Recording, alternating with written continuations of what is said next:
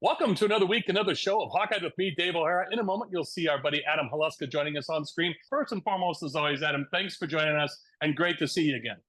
Absolutely. Always good to be here and good to see you. Thank you.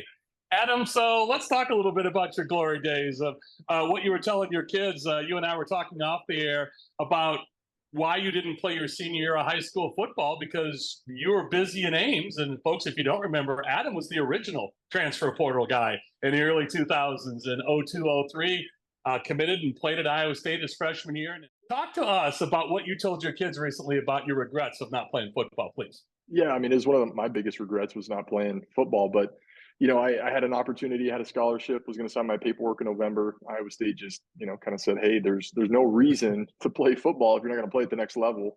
So I went and worked out in Ames a couple days a week, all through the fall, kind of getting ready for my high school season. But really got to be acclimated with the program and those guys over there. So I was only 60 miles away, like I was telling you, so I could drive over after school, go play pickup, play some workouts with those guys, or just be on the floor.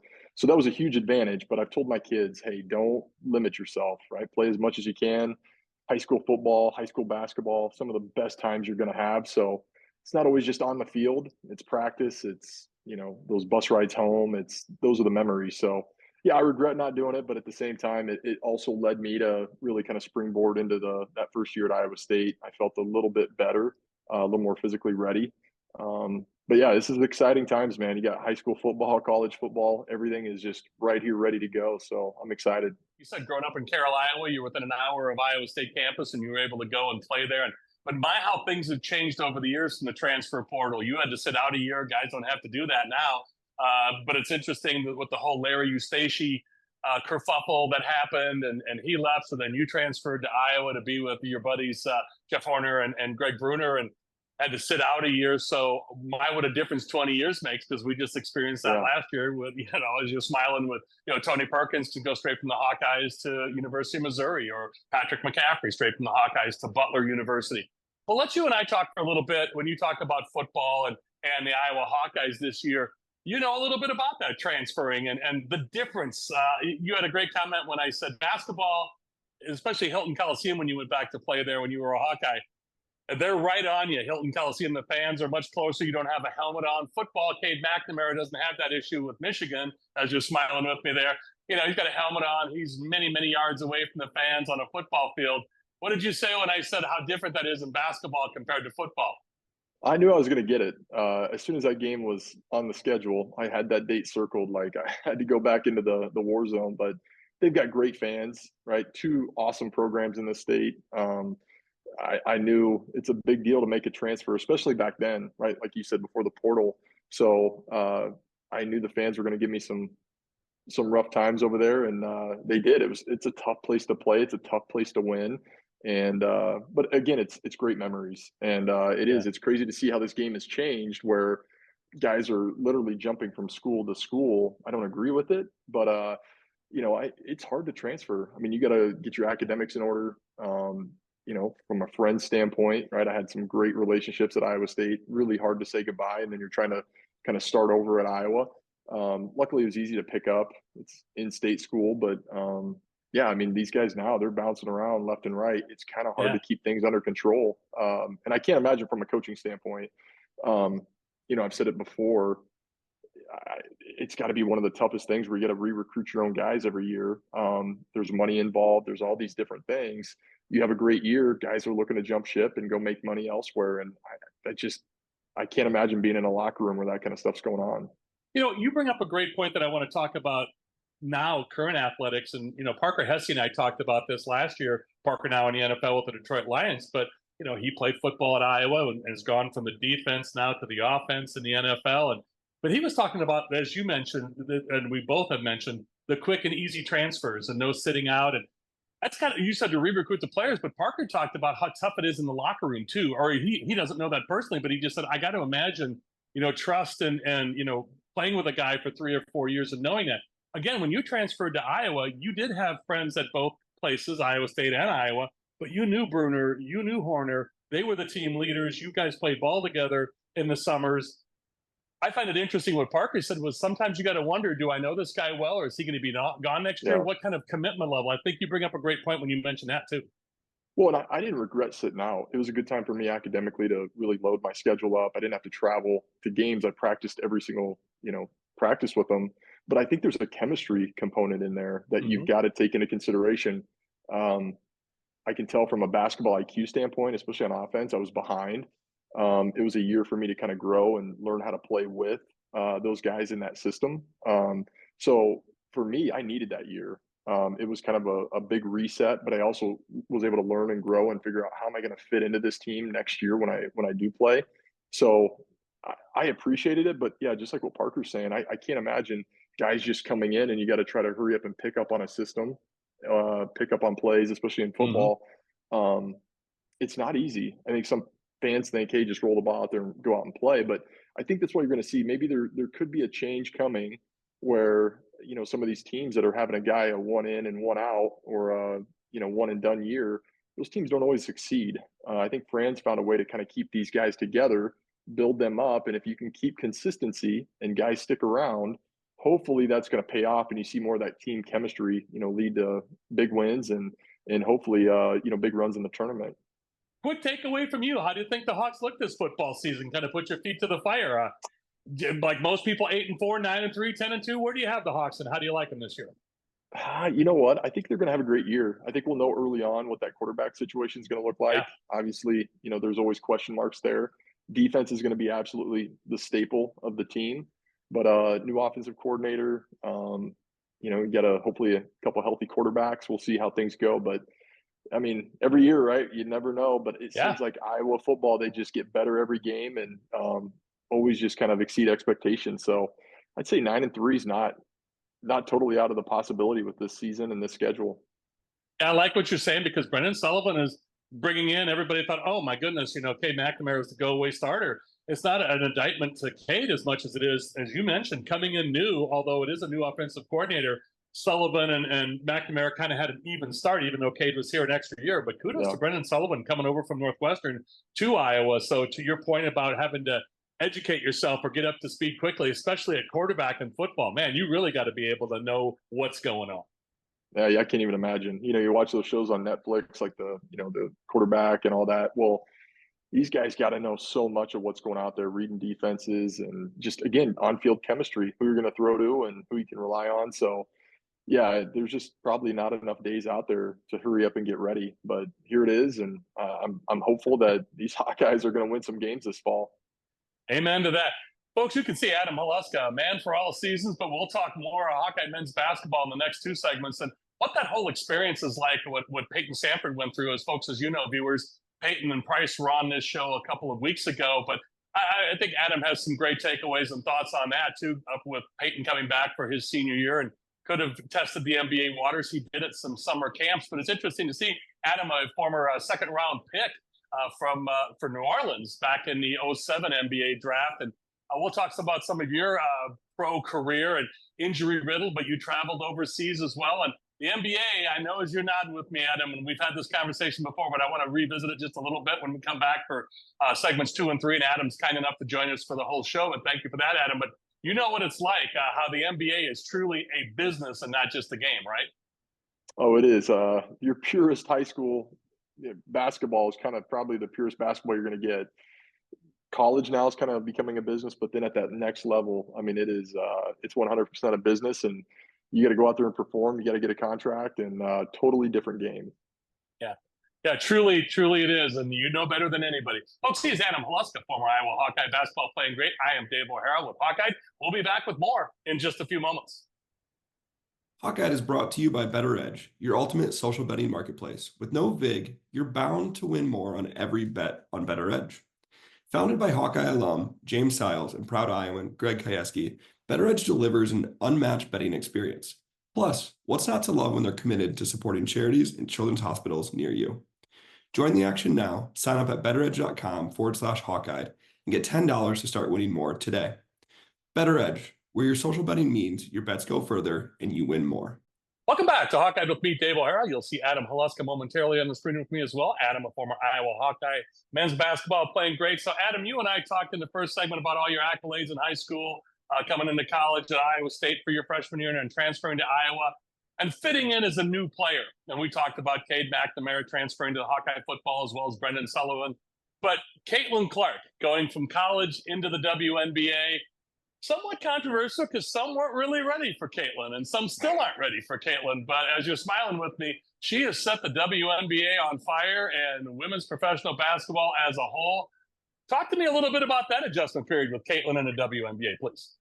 I mean, I think we all knew it wasn't going to take long. She's a special talent. She's one of the best that's ever played that game, and she's doing it at a super high level. I think it was a little unjust for her in the beginning, right? With the schedule they put together, she really rolled right from the Final Four, playing in the championship game to, you got draft, training camp, games started right away, and then they put them in a horrible schedule where they played, what was it, like 11 games in 18 or 20 days? Yes. I mean, it was jam packed.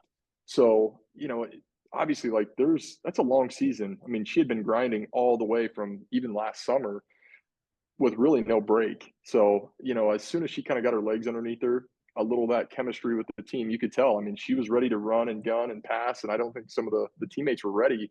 But now you can kind of see that team's coming together. They're meshing, they're gelling. She's got a little break here with the Olympics. I just look for big things on this second half of the season for them, and hopefully they can make a playoff run. And regardless, I mean, she's setting records already on assists. She'll have some scoring potential records. She's just she's transformed the game, and it's amazing to see not only young women but young boys, adults. I mean, all ages are tuning in to watch her play, and it's exciting.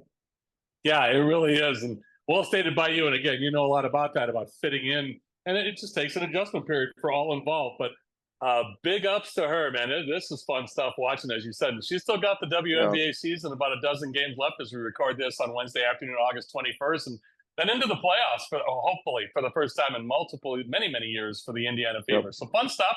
So let's you and I, Adam, talk about the Hawkeye men's team this year. You had some departures with either graduation or lack of eligibility, but then you had Tony Perkins transferring to Missouri, as we talked about in the first segment. Also, Patrick McCaffrey going to Butler University. Jack McCaffrey next year. He's still got a high school year left. Fran and Margaret's youngest child, is going to be going from Iowa City West to Butler University. So all the McCaffreys going to be at Indiana, where Connor McCaffrey's a coach with the Indiana Pacers, an assistant coach. And, of course, a well-publicized relationship between Caitlin Clark and Connor McCaffrey in Indianapolis. Well, Patrick's in Indianapolis now. Next year, Jack will be, I guess we can call Indianapolis Iowa City East for the McCaffreys now. And so you look at all the departures and what's happening with Hawkeye men's basketball team. But, wait a second, Adam. You got Owen Freeman coming back from last year, freshman of the year in the Big Ten. Brock Harding, Josh Dix. That mid-range game is just unbelievable in the way he's battled back 2 years ago in high school when he had that horrific leg injury. Josh Dix becoming quite the player. So there Peyton Sanford, as we mentioned, coming back for his senior year. Price Sanford. We'll leave some names off. Laje Dembele. And a lot of guys, underclassmen with a lot of experience, Adam, coming back. Oh, by the way, you add in a guy like Cooper Koch, and I had his dad, J.R. Koch, on this show a couple of weeks ago with Kent McCausland. And I got to tell you, Adam, a lot of people want to naysay Fran and his young guys, but player development rears its wonderful head again for Fran and his staff. And Matt Gatens was on this show last summer, one of Fran's assistants, and I think that's underscored. Football, we can talk Kirk Ferentz and player development. Well, we got to talk about Fran McCaffrey and player development, as you well know, Adam. Oh, man, he's put a bunch of guys in the NBA. You look at what Luka's done. You look at the Murray brothers. We've got incredible talent that's come through here. And, again, you look at where they started and maybe a little bit under the radar. Even a guy like Aaron White, look at the career he's had overseas. Mm-hmm. Joe Wieskamp. I mean, there's been some big names where guys came in and really developed under his system. So Fran's done some incredible stuff, and I would not be surprised to see a really exciting Hawkeye basketball season out there, especially with, like you said, there's a core of veterans coming back, but then you got some young guys coming in that are hungry, transferred from Manhattan. I think we're going to be athletic. We're going to be fun to watch. And again, Fran likes the up and down run and gun game. We'll be high scoring for sure. Yeah, and I don't want to keep bringing this up to you. We do every time you're on this show, but you're wonderful enough to talk about it. That Northwestern State game. from when you were a junior year, and that was Bruner and Horner's last time in a Hawkeye uniform, and people still remember that. And I got to tell you this: I was talking to Matt Gatens on the air and off the air last summer for this show, and he did a whole show like you're doing, and as you've always done with me. But Matt said, I remember exactly where I was when I was watching that game. I remember who I was with. And he goes, I was real close to those guys because Matt Gatens used to come and work out with you guys like you did at Iowa State, going into your freshman year in college. Yep. Gatens did the same thing. And it's amazing. And Kent McCausland has talked to me, as did J.R. Koch, about, I remember to this day, I think about it every day, the last game when they lost to UConn, when they were the last Hawkeye men's basketball team to go to the Sweet 16. And, of course, previous teams with Tom Davis went beyond. And I mentioned that to Peyton Sanford about, that was way back burner many years ago, and Cooper Koch, and Cooper talks about it. Peyton's like, oh no, we're going to get rid of those demons from postseasons past, especially with Fran, as you're smiling. And Adam, you told me something that Kent McCausland has said in J.R. Koch, all you former players, you think about that, if not every day, regularly, of that last game, you want to leave everything on the floor, and you don't want that to be your memory, because that was your identity of being a player, and now it's done. Well, I think, too, we're Iowa guys, right? We bleed black and gold. I grew up a huge Hawkeye fan, even though I went to Iowa State. I mean, I know the history of Iowa basketball, and I remember that game, too, when they got beat by UConn. And when we came in, Bruner, Horner, myself, Mike Henderson, a bunch of Iowa guys, it was important to us to leave a mark. And we wanted to make a big run to get to an Elite Eight, Final Four. We felt like that was the team to do it. Jeff had came back. He'd been hurt, had a PCL tear. Had a big lineman's brace on for like half the year, but he was getting healthy. We win the Big Ten. I don't think there was anybody really on our side of the bracket we were scared of. And you got to get through the first game. It's one at a time, right? And that's probably a team you beat 8, 9 times out of 10, but it's that one time. And that's what makes the tournament special. You got, you throw the ball out there, and we had a huge lead in the first half, had a lead in the second half, and just things fell apart. It stinks, especially when it comes around NCAA tournament time, and it brings back those memories. But again, I think Hawkeye fans we're itching for a big run, and I think we deserve it. And hopefully Peyton and the boys can put a run together, and again, kind of get rid of some of those demons and make a run at an Elite Eight, Final Four. I mean, it's possible. You just got to take it one game at a time. Folks, he is Adam Haluska, former Iowa Hawkeye basketball playing great. Yes, as we mentioned, Adam did start his freshman year at Iowa State. And then the whole Larry Eustace situation happened. So then Adam transferred to the University of Iowa, luckily for us. And we're going to close out the show in the third and final segment, talking to Adam about where the state of college athletics is right now. As I mentioned to you before, Adam has 4 younger kids, and they're coming up through junior high and high school now, elementary school, working their way up and in their own sports. And Adam, of course, doing very well in the Iowa City area in the financial services industry at Wells Fargo. And we'll talk to Adam about life now as a parent and as a dad, and think about this, Adam, going into the next segment. Which is tougher? Are you more nervous going into games as a player back in the day, or going in as a parent? So don't answer yet. We'll tackle all that and the ever popular much more in the third and final segment. Adam, thanks again for sticking through for the next segment. You ready to go for the third and final segment? Let's go. Let's do it. Folks, here's Adam Haluska. I am Dave O'Hara. We'll be back with more Hawkeye in just a few moments. Welcome back to Hawkeye with me, Dave O'Hara. There's our buddy Adam Haluska joining us on the screen here momentarily. Adam, a former Iowa Hawkeye basketball playing great. Adam, when you and I went to break, I posed a question to you, and we left the viewers hang over the commercial break here. So let's get that answer. Were you more nervous as a player getting ready for games, or as a parent getting ready for your kids' games? Which is worse? I was always a nervous Nelly the whole day leading up to a game, right? Like, so whether it was track or basketball, like you got all that day to think about it. But I think as a parent, you want to see your kids do well, right? I like adversity. I like tough times when they got to, figure out, get a little grit, how they're going to finish a game but I'll tell you, it is nerve wracking having boys that, play multiple sports. They're on the free throw line when it's a clutch part of the game, or on the pitching mound and, it's a big moment. I get nervous at the pace. So when you play, it felt like nerves kind of went away. That was my thing. As soon as the tip happened, I forgot about anything. There was no real nerves. Even at a free throw line, you might be thinking a little bit about it, but you're in the moment. But as a parent, you can't walk away from it. You're watching it. You're hoping your kid does well. So yeah, it's kind of both. But I would say more as I'm watching my kids grow and compete, I'm nervous. I'll pace the the sideline or I'll pace behind the fence at a baseball game. I just can't sit down. So there it is, viewers. It's not just you. Adam Haluska, also one of those parents. So Adam, when you said you were a nervous Nelly as a player, what got you nervous? Was it just the preparation, the dead time, the free time to think, oh, this could happen, this could happen? Well, what got to your mind? Yeah, I mean, when you have big games, and for us, we played a lot of games on Wednesday, Saturday. That was the old Big Ten schedule. Wednesdays were nice. You'd go to class, right, and you'd stay kind of busy. But then, as soon as class was over, go in the gym, get some shots up. But like on some of those road trips, you literally wake up. There's not really class going on. You'd have a shoot around, but you had all day to think about the game. You're in the playbook. You're looking at film. Like that whole day is geared towards that game. It's going to be played at 7:00. So it just felt like a lot of time knowing, hey, there's a big game coming up. There was a lot of dead time to think about it. So I liked it when we were busy. Home games were nice because it just felt like, you're in your regular routine. You're going to class, you're having lunch, you're coming back. But yeah, when you have that dead time, it's a lot of time to think about that game coming up.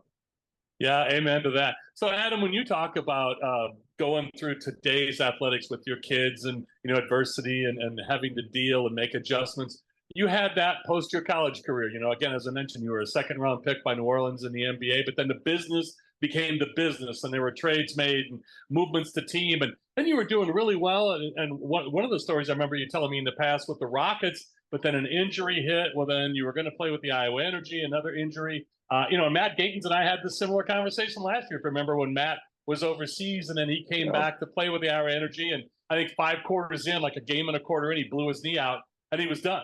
And so for you, you didn't have that. You had more nagging injuries than you went overseas. I think the first time you and I talked, gosh, I've been talking to you for over 15 years. You were overseas and you and I did a Skype cast way back in the day. Now it's Zoom. But I remember you talking about that with injuries and learning how to battle through things. And sometimes the body just says, you know what, we're not doing this anymore. So for you to make that transition, and we're seeing this now with NIL and transfer portal, the eventuality of your career ending one way or another, whether it be by injury or lack of ability or whatever it is, father time, what do they always say, Adam? Father time is undefeated. Whatever it is, that resolution comes to you. What do you go through when that happens? Are you still vacillating over, well, I could try this, do this. Well, then you got a wife, you got kids, you want to start a family, and you're overseas. I talked to Greg Bruner about this as well. Some people have a different perspective. Curious on what you went through, even though I know the answer. Take the viewers into some of that thought process, please, Adam. Yeah, I kind of felt like when it was coming time, right? I'd been injured quite a bit. I got healthy again and felt like I could make a go. And I had another contract to go overseas. But we started having kids, and my brothers were involved in athletics. Sean was playing at Iowa State, my middle brother, and then my youngest brother was going to come on and walk on at Iowa. I was missing out on a lot, and I felt like I wanted to come home. Iowa is where we wanted to raise our kids. We talked about if we're going to do the overseas thing, it was going to be a 5 to 6 year journey, like try to play as long as I could and then come back. But ultimately, when you start having kids and a family, I was ready to come home, settle down. I kind of left basketball behind. And like I've told my kids, the best times of your athletic career, in my opinion, are going to be playing with your high school buddies, high school friends, going through and playing multiple sports. Don't take it too serious, right? Have fun, learn life lessons. You're going to fail, you're going to succeed. What are you going to do to get better? That's kind of the approach I've had. And I've told my kids, I have no expectations or ambitions. If you want to do something at the next level, great, I'll help you. If you don't, I have no problem with that. And I think, youth sports and AAU, this thing's getting bigger. We've done some travel ball stuff. It's great. I love the opportunity, but if it comes to an end with my kids and it ends at high school or middle school or whatever, I'm totally fine with it. But I love sports. I love the lessons it brings and the determination and what it's going to do for you later in life. I think those are valuable tools. And like I said, some of the most pure basketball or track or baseball that you're going to play is going to be with your friends in the high school level. Love hearing that. And again, you and your wife Kendra and kids are in Solon, Iowa, and in the Iowa City area. And as I mentioned, Adam works for Wells Fargo in the financial services industry, and very successful taking those life lessons from the court and on the athletic fields and bringing it to business and life. And well stated by you, Adam. As always, the time goes so quickly. It's great to catch up with you, getting us ready for football, because from here on out, the shows are going to be all football all the time here for the next several weeks and months. But, as you smile with me, we had to get our usual annual check-in with you as far as a last year review for Fran and his guys, but going into this year. And I really appreciate you taking us inside all that and giving us all your comments and thoughts on all things athletics. Great stuff today, as always, Adam, and a great catch-up. Thanks again, as always. Good to see you, Dave. Take care, bud. You're very welcome, and thank you. Good to see you, too. So for Adam Haluska, my production partner, Greg Kajewski, and to you, the viewers, I'm Dave O'Hara with Hawkeye. That's all from us. Thanks to all of you.